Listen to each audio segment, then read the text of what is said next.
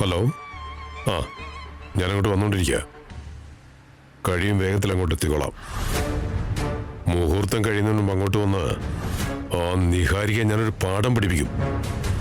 പാവം ശ്രീകറിന് ഓർമ്മ നഷ്ടപ്പെട്ടതുകൊണ്ടാ നിഹാരിയെ കല്യാണം കഴിക്കാൻ സമ്മതിച്ചത്. അവിടെ വന്ന് ആ നിഹാരിയെ കുറിച്ചുള്ള രഹസ്യങ്ങളെല്ലാം ഞാൻ വെളിപ്പെടുത്തിക്കോളാം.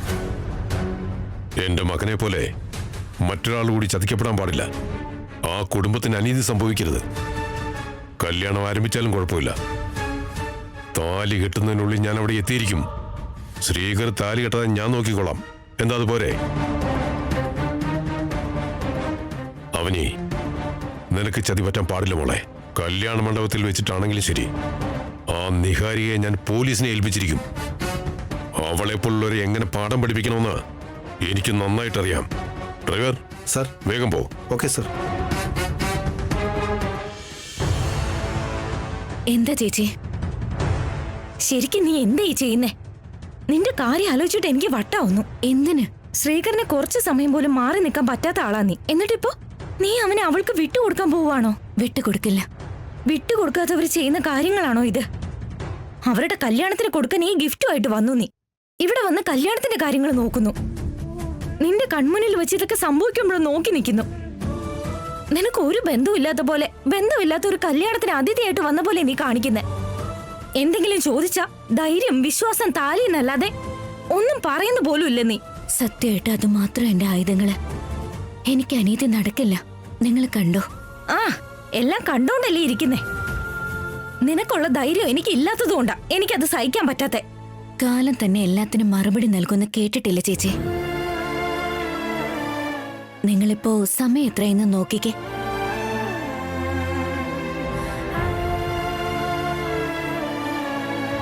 മുഹൂർത്തം 11 മണിക്കാ. ഇനി 1 മണിക്കൂറും 10 മിനിറ്റും. ഇത്രയും നാള് നടക്കാത്തൊരു മഹാ അത്ഭുതം ഇനി 10 മിനിറ്റും കൊണ്ട് നടക്കുന്നാണോ നീ പറയുന്നത്?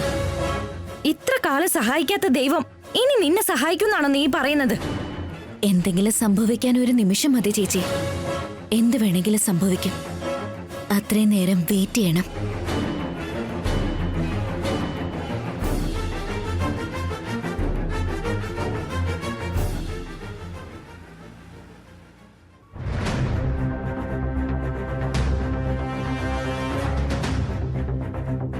ഹലോ മാഡം, ഞാൻ ശ്രവന്തിയാ. ശ്രാവന്തിയോ? ശ്രീകർ സാറിന്റെ ഓഫീസിൽ വർക്ക് ചെയ്യുന്ന ശ്രവന്തിയാണ് മാഡം. നീയോ? പറഞ്ഞോ ശ്രാവന്തി. എന്തെങ്കിലും ഇമ്പോർട്ടന്റ് കാര്യം ഉണ്ടെങ്കിൽ വിളിച്ച് പറയാൻ പറഞ്ഞിരുന്നില്ലേ? അതെ, അങ്ങനെ എന്തെങ്കിലും ഇമ്പോർട്ടന്റ് കാര്യമുണ്ടോ? ഒരു സീരിയസ് മാറ്റർ ഉണ്ട് മാഡം. എന്താ അത്? നിങ്ങൾ ശ്രീകർ സാറിന് കല്യാണം കഴിക്കാൻ പോകുന്ന കാര്യം ഞങ്ങളുടെ ബോസ് ചക്രവർത്തി സാർ അറിഞ്ഞിട്ടുണ്ട്. So what? നിങ്ങളുടെ കല്യാണം മുടക്കാൻ വേണ്ടി ഇവിടുന്ന് ഇറങ്ങിയിട്ടുണ്ട്.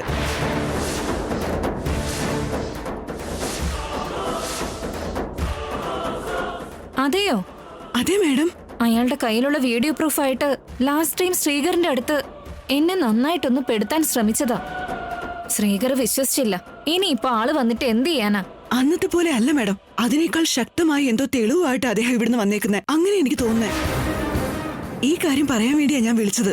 Thank you Shravanthi. Okay madam. Bye. Bye madam. ഒരു വശത്ത് ആവനിയുടെ ടെൻഷൻ, മറ്റൊരു വശത്ത് വികാസിന്റെ ടെൻഷൻ, ഇനി ഇപ്പൊ ആ ബോസിന്റെ ടെൻഷനും. സമാധാനായിട്ടൊന്ന് കല്യാണം കഴിക്കാൻ സമ്മതിക്കില്ലേ ഇവര്? എത്രയോ കഷ്ടപ്പെട്ട് ഇത്രയും ദൂരം കൊണ്ടുവന്നപ്പോ എന്റെ കല്യാണം മുടക്കാനുള്ള വരവാ.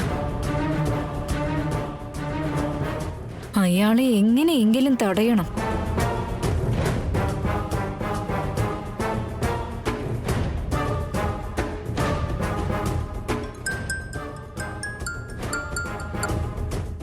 Hello madam. നിനക്കൊരു ജോലി ഉണ്ടല്ലോ. പറഞ്ഞോ മേഡം. നിനക്കൊരു ഫോട്ടോ വാട്സപ്പ് ചെയ്തിട്ടുണ്ട്. പേര് ചക്രവർത്തി. തൃശ്ശൂരിൽ നിന്നിപ്പോ എറണാകുളത്തേക്ക് പുറപ്പെട്ടിട്ടുണ്ട്. ഇന്ന് നടക്കാൻ പോകുന്ന എന്റെ കല്യാണം മുടക്കാൻ വേണ്ടി. അയാളുടെ നമ്പർ ഞാനൊന്ന് അയച്ചു തരാം. നമ്പർ ട്രാക്ക് ചെയ്ത് ഉടനെ അയാളെ ഫോളോ ചെയ്തിട്ട് തീർക്കണോ മേഡം? ആദ്യം ഒന്ന് പേടിപ്പിക്ക്. അത് കേട്ടില്ലെങ്കിൽ 2 തട്ട് തട്ടിയേക്ക്. എന്നിട്ടും അയാൾ അത് കേട്ടില്ലെങ്കിൽ മനസ്സിലായി മേഡം. ഉടനെ പോവാൻ നോക്ക്. ഓക്കെ മേഡം, ഇത് കഴിഞ്ഞിട്ട് ഞാൻ പറയാം. ശരി, നിന്റെ കോളിന് വേണ്ടി ഞാനിവിടെ വെയിറ്റ് ചെയ്യും. നീ എനിക്കൊരു പോസിറ്റീവ് കോൾ ചെയ്താ എന്റെ കല്യാണം എനിക്ക് ഹാപ്പി ആയിട്ട് കൂടാൻ പറ്റും. ശരി മേഡം. വാടാ. കറക്റ്റ് സമയത്ത് എല്ലാവരും ചേർന്ന് എനിക്കൊരു കെണി ഒരുക്കിയ പോലെയുണ്ട് എന്റെ അവസ്ഥ. ബോസ് ഈ കാര്യം അറിഞ്ഞിട്ടുണ്ടെങ്കിൽ ഇതിന്റെ പുറകിൽ ആവനി എങ്ങാനും ആയിരിക്കോ?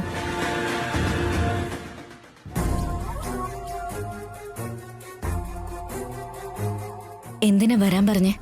നിന്നോടൊന്ന് ഒറ്റയ്ക്ക് സംസാരിക്കാൻ വേണ്ടി നീ വന്നപ്പോ തൊട്ട് ഞാൻ ശ്രമിക്കുന്നുണ്ട്. എല്ലാവരും ഉള്ളതുകൊണ്ട് നടന്നില്ല, അതാ വരാൻ പറഞ്ഞത്. എന്താ പറയാനുള്ളത്? നമ്മുടെ കല്യാണത്തെക്കുറിച്ചാ. നീ തന്ന വാക്ക് പ്രകാരം ശ്രീകറിന്റെയും നിഹാരികയുടെയും കല്യാണം നടന്ന നമ്മുടെ കല്യാണം നടക്കുമല്ലോ അല്ലേ? അല്ല, നമ്മുടെ കല്യാണത്തിനും വസ്ത്രങ്ങളും താലിയും ഒക്കെ വേണ്ടേ? അത് കൊണ്ടുവന്നിട്ടുണ്ടോ? പറയവനി. അത് പിന്നെ അത് വസ്ത്രം കൊണ്ടുവന്നില്ലെങ്കിലും കുഴപ്പമില്ല അവനി. നമുക്കുള്ള താലി ഞാൻ കൊണ്ടുവന്നിട്ടുണ്ട്.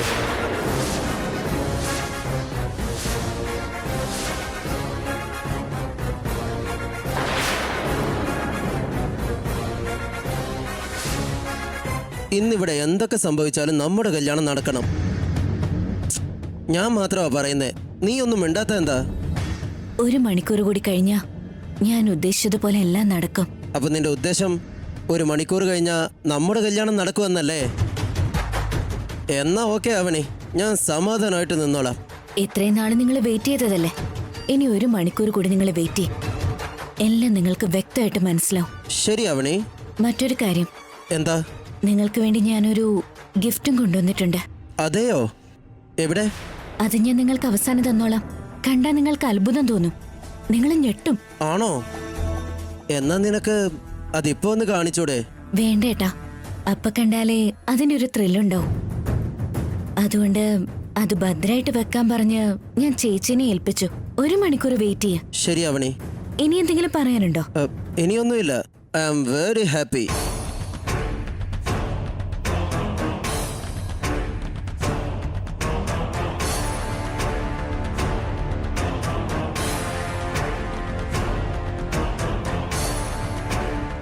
അവണിക്ക് എന്നോടിപ്പോ സ്നേഹം തോന്നുന്നുണ്ട്. എനിക്ക് വേണ്ടി കൊണ്ടുവന്നത് എന്താണാവോ?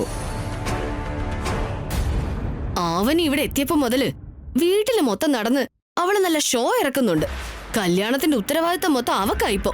പായസത്തിൽ മുങ്ങിയെന്ന് കരുതി കല്ലടയാകില്ല എന്ന് പറയും പോലെ കല്യാണ വീട്ടിൽ കറങ്ങിയതുകൊണ്ട് മാത്രം ഉത്തരവാദിത്തം അവൾക്കാകുവോ? ആ റൗഡികളാണെങ്കിൽ ഇതുവരെ ഫോൺ ചെയ്തിട്ടില്ലല്ലോ. ആ ബോസ് ആണെങ്കിൽ ഇപ്പൊ എവിടെയാ ഉള്ളേന്ന് പോലും അറിയില്ല. എനിക്കാണെങ്കിൽ ആ കാര്യം ഇപ്പൊ ഇവരോട് പറയാനും പറ്റില്ല. എന്താ നിഹാരിക സൈലന്റ് ആയിട്ട് നിൽക്കുന്നേ? അവന് എന്തൊക്കെ സംഭവിച്ചാലും വരില്ല എന്നാ കരുതിയത്. പക്ഷെ അവള് വന്നപ്പോ നിഹാരിക ഒന്ന് മ്യൂട്ടായതാ. എന്റെ മോളുടെ കല്യാണ കാര്യത്തിൽ പോലും ഞാൻ ഇത്രയ്ക്കും ടെൻഷൻ ആയിട്ടില്ല. നിഹാരികയുടെ കാര്യത്തിൽ മാത്രം എപ്പോഴും ടെൻഷനാ. BP കൂടിക്കൊണ്ടിരിക്കുക. തലയിലെ ഞരമ്പുകളൊക്കെ പൊട്ടിപ്പോകുന്ന പോലെ. എന്താണ് എല്ലാവരും ഇവിടെ ഒരു മീറ്റിംഗിലാണല്ലോ.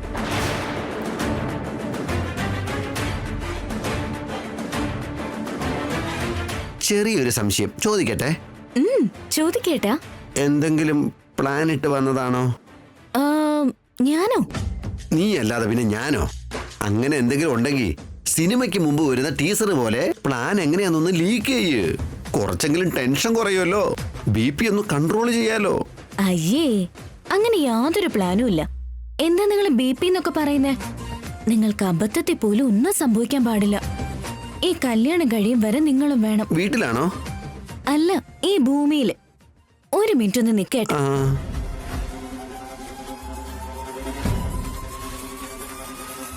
ഇവൾക്ക് എന്താ ഇത്ര കോൺഫിഡൻസ് എന്ന് ഇപ്പോഴും എനിക്ക് പിടികിട്ടുന്നില്ല. നീന്തലറിയാതെ എല്ലാരും ഒരു ബോട്ടിൽ കയറ്റി നടുക്കടലിൽ കൊണ്ടിട്ട എന്താവോ അതാ ഇപ്പൊ നമ്മുടെ അവസ്ഥ. ഏട്ടാ, ഈ BP ടാബ്ലറ്റ്സ് കഴിച്ചോ? നീ എന്റെ ശത്രു ആണെങ്കിലും ഇപ്പൊ വേറെ വഴിയില്ല. ഇങ്ങത്താ. ഇതാ. ഏട്ടാ,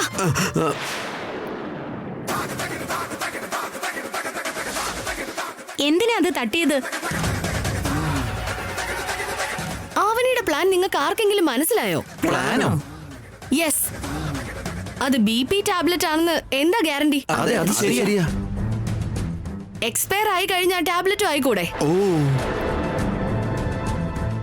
അങ്ങനെ നിങ്ങൾ ഹാർട്ട് അറ്റാക്ക് വന്ന് മരിച്ചു കഴിഞ്ഞാ കല്യാണം മുടങ്ങുമെന്ന് കരുതി ഇവള് പ്ലാൻ ചെയ്യുന്നതാ ഇതൊക്കെ. അയ്യോ എന്റെ ഭഗവാനെ, നീ പറയുന്നത് കേൾക്കുമ്പോ ഇനിയിപ്പോ ആവണി എനിക്ക് തരുന്നത് മരുന്നാണെങ്കിൽ പോലും പച്ചവെള്ളാണെങ്കിൽ പോലും ഞാൻ കഴിക്കില്ല. ഇപ്പോ നിങ്ങൾ എന്റെ നിഴലിനെ പോലും സംശയിക്കുന്ന തോന്നുന്നേ. അതല്ല, എല്ലാവരും എന്തെത്ര ടെൻഷനായിട്ട് നിൽക്കുന്നെന്ന് പറയാൻ പറ്റുമോ? ഈ കല്യാണം നിങ്ങൾ കരുതുന്നത് പോലെ നടക്കുവോ ഇല്ലയോ എന്നുള്ളതാണോ? അതെ, എല്ലാവർക്കും അത് തന്നെയാ ടെൻഷൻ. ഇതിനെന്തെങ്കിലും സൊല്യൂഷൻ പറയാനുണ്ടോ ഇനി? ഇതാ നോക്ക്, ഈ കല്യാണം നിങ്ങൾ വിചാരിച്ചതുപോലെ തന്നെ നടക്കും. ഇല്ലെങ്കിൽ ഞാൻ ആഗ്രഹിച്ച പോലെ നടക്കും. അല്ലെങ്കിൽ നമ്മളൊന്നും പ്രതീക്ഷിക്കാത്ത പോലെ നടക്കും. എന്തു വേണേലും സംഭവിക്കും. അത് പോരെ?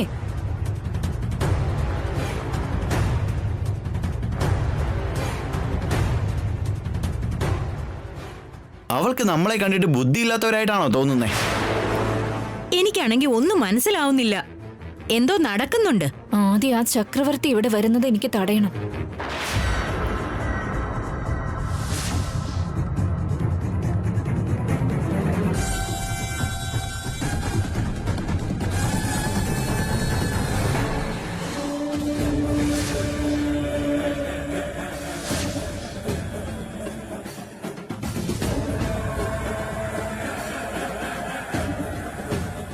ഡാ, അവരിപ്പോ എവിടം വരെ എത്തിയടാ? അണ്ണാ, ചാലക്കുടി കഴിഞ്ഞാ പൊക്കോണ്ടിരിക്കുക. വണ്ടി അങ്ങോട്ട് എടുക്കടാ. നീ വേണമെങ്കിൽ എന്നെ സ്നേഹിച്ചോ, എനിക്ക് അങ്ങനത്തെ ഉദ്ദേശമൊന്നും ഇല്ലെന്നാ ഞാൻ പറഞ്ഞത്. അവൻ ഞാൻ പറഞ്ഞത് കേൾക്കാതെ വാശി പിടിച്ച് എന്റെ പുറകെ നടന്ന് അവന്റെ ലൈഫ് സ്പോയിൽ ചെയ്തിട്ടുണ്ടെങ്കിൽ അതിന് ഞാൻ ഉത്തരവാദിയാകുന്നത് എങ്ങനെയാ? അത്ര വലിയ എവിഡൻസ് കൊണ്ടുപോയിട്ടും എന്നെ പോലെ ഒരാളെ എല്ലാവരുടെയും മുമ്പിൽ വെച്ച് ഫൂളാക്കിയെങ്കിൽ നീ ഒരു സാധാരണ പെണ്ണല്ല. ഇന്ന് നിന്റെ കാര്യത്തിൽ ഞാൻ ഒരു തീരുമാനമുണ്ടാക്കിയിരിക്കും.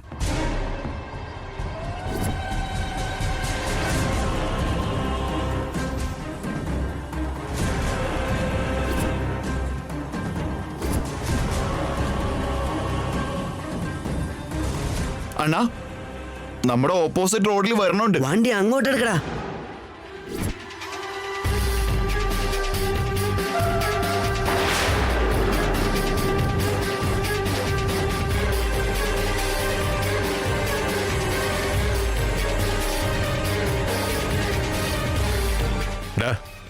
ആരാ നിങ്ങളൊക്കെ?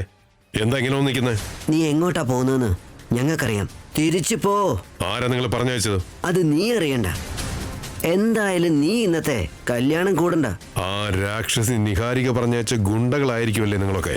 ആ കല്യാണം മുടക്കാനെങ്ങാനും നീ ശ്രമിച്ചാ നിന്റെ കഴുത്തിൽ നീ തന്നെ കത്തിവെക്കുന്ന പോലെയാ. ഞാൻ ആരാണെന്നോ എന്റെ ബാക്ക്ഗ്രൗണ്ട് എന്താണെന്നോ അറിയോ നിങ്ങക്ക്? പിടിച്ചകത്തിട്ടാ പിന്നെ ജീവിതത്തിൽ വെളിച്ചം കാണില്ല. എടാ, സാറിന് പറഞ്ഞ മനസ്സിലാവില്ല.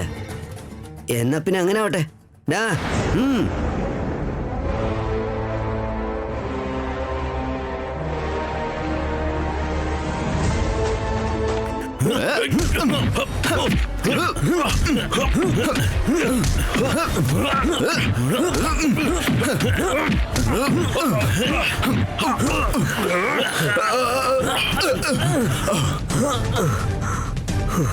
എടാ പിടിക്കടാ.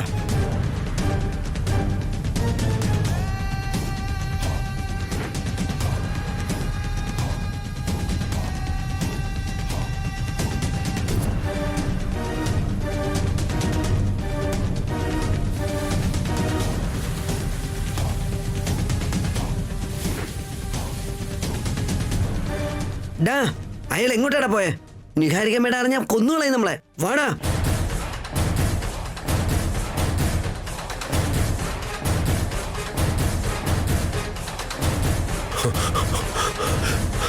എസ് ഐ സാറേ, എസ് ഐ സാറേ, സാറേ. സാർ, നിങ്ങൾ SKR ഗ്രൂപ്പ് ചെയർമാനല്ലേ? അതെ. എന്തു പറ്റി സാർ? കുറച്ച് ഗുണ്ടകൾ എന്നെ അറ്റാക്ക് ചെയ്യാൻ വന്നു. എന്തിന്? അറ്റാക്ക് ചെയ്യാൻ വേണ്ടി ഒരു പെണ്ണ് അവരെ പറഞ്ഞയച്ചതാ. ഏതാ പെണ്ണ്? പേര് നിഹാരിക, പബ് ബാച്ച്. അവളുടെ സൗന്ദര്യം കൊണ്ട് ആണുങ്ങളെ അവളുടെ വലയിലാക്കും. അവസാനം അവരെ ചതിച്ച് അവൾ കടന്നുകളയും.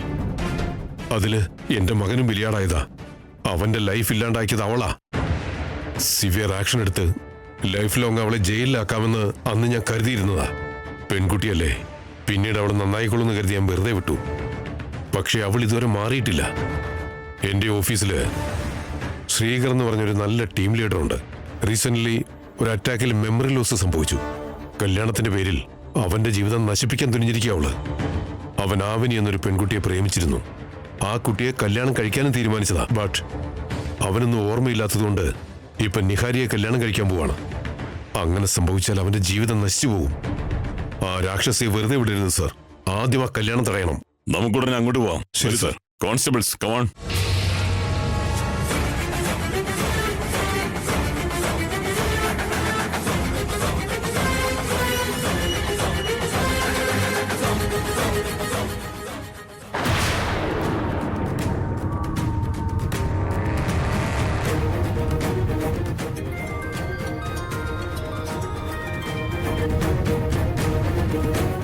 പറയ് വിക്രം,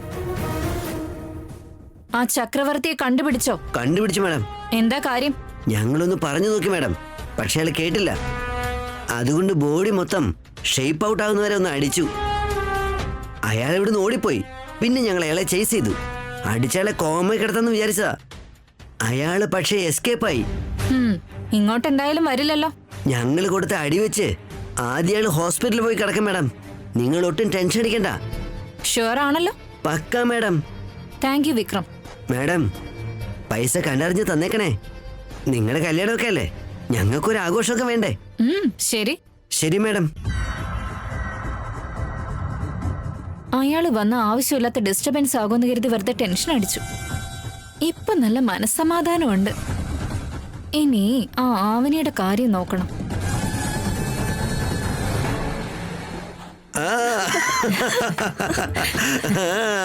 തമാശക്കാര് തന്നെ.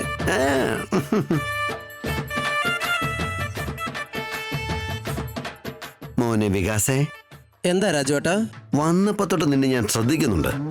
എല്ലാവരും ഒരു കോണിലാണെങ്കിൽ നീ ഒറ്റയ്ക്ക് മറ്റൊരു കോണിലാണെന്നാണ് എനിക്ക് തോന്നുന്നത്. എന്താ കാര്യം? നിങ്ങളെ ഞെട്ടിക്കുന്ന ഒരു സത്യം പറയട്ടെ. പറഞ്ഞു. ശ്രീകറിന്റെയും നിഹാരികയുടെയും കല്യാണം കഴിഞ്ഞ അവണിയായിട്ട് എന്റെ കല്യാണം നടക്കാൻ പോവാ.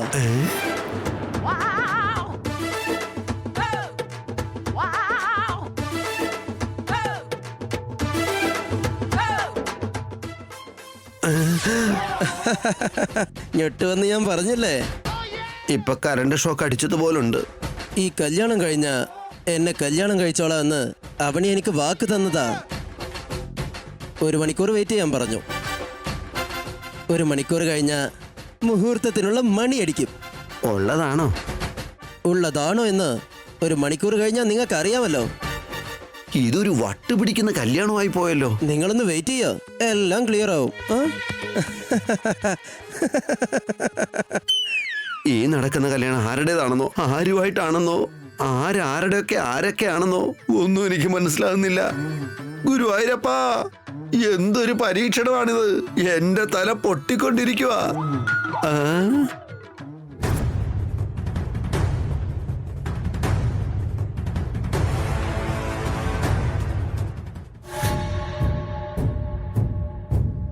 ശ്രീകറും നിഹാരികയും കല്യാണം കഴിഞ്ഞ ഉടനെ അവർ മണ്ഡപത്തിൽ നിന്ന് താഴേക്ക് ഇറങ്ങും.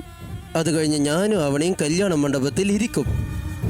ഇതേ പന്തലില് ഇവരുടെ ഇടയിൽ വെച്ച് ആ കല്യാണം ഗംഭീരമായിട്ട് നടക്കും. നോക്കിക്കോ. ഡാഡാ, നീ എന്ത് വിശ്വാസത്തിലാ നിൽക്കുന്നതെന്ന് ഞങ്ങൾക്ക് മനസ്സിലാവുന്നില്ല. ഞാൻ പറഞ്ഞതൊന്നും വിശ്വാസം വരുന്നില്ല അല്ലേ? എന്നാ അവണിയെ കൊണ്ട് തന്നെ ഞാനത് പറയിപ്പിക്കാം. അവണി, വാ. എന്തിനാ? വാ, ഞാൻ പറയാം. ഞാനിപ്പോ വരാം. ശരി മോളെ. എന്താ? വികാസിനെ കല്യാണം കഴിക്കാന്ന് നീ പറഞ്ഞോ? ശ്രീകറിന്റെ കല്യാണം കഴിഞ്ഞാൽ ഇവനെ കെട്ടാമെന്ന് നീ പറഞ്ഞു എന്ന് പറഞ്ഞു. ശരിയാണോ അത്? ഇന്നലെ തൊട്ട് ഈ കാര്യവും പറഞ്ഞ് ഞങ്ങളെ കൊല്ലുവാ ഇവൻ. നീ എന്തിനാ അങ്ങനെ പറഞ്ഞത്? ഞാൻ പറഞ്ഞിട്ട് അവര് വിശ്വസിക്കുന്നില്ല. അതുകൊണ്ട് നീ ഒന്ന് പറ.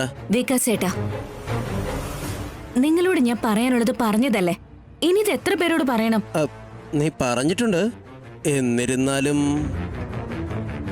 പെൺകുട്ടിയാണ്. ഇതിങ്ങനെ നടന്ന് വിളംബരം ചെയ്യാൻ വയ്യ. ദയവ് ചെയ്ത് അതൊന്ന് മനസ്സിലാക്കണം. 1 മണിക്കൂർ വെയിറ്റ് ചെയ്യും. അവണി, താങ്ക്സ് അവനി. ചേച്ചി, ഇപ്പൊ നിങ്ങളുടെ ഡൗട്ട് ക്ലിയർ ആയോ? അതൊന്നും അല്ലടാ. ഇനി ഒരു അക്ഷരം പറയരുത്. ഒരു മണിക്കൂർ അടങ്ങിക്കൂടെ? നിഹാരികയുടെ കല്യാണം കൂടിയിട്ട് അങ്ങ് പോവരുത്. ഞങ്ങളുടെ കല്യാണവും കൂടിയിട്ട് പോണം. ആ, ആ, ആ. അതിനുള്ളിൽ വന്ന ബന്ധുക്കളോടൊക്കെ ഞാൻ ഈ കാര്യം ഒന്ന് പറയട്ടെ. ഡാ, ഛേ. ഈ കല്യാണക്കഥ എന്താണെന്ന് എനിക്ക് മനസ്സിലാകുന്നില്ല. ഇവ സാഡിസ്റ്റ് മാത്രമല്ല, ഒരു പൊട്ടനും കൂടിയാ. ശരിക്കും ആവനി ഇത്ര ധൈര്യത്തിൽ നിൽക്കുന്ന എന്താന്ന് മനസ്സിലാവുന്നില്ല.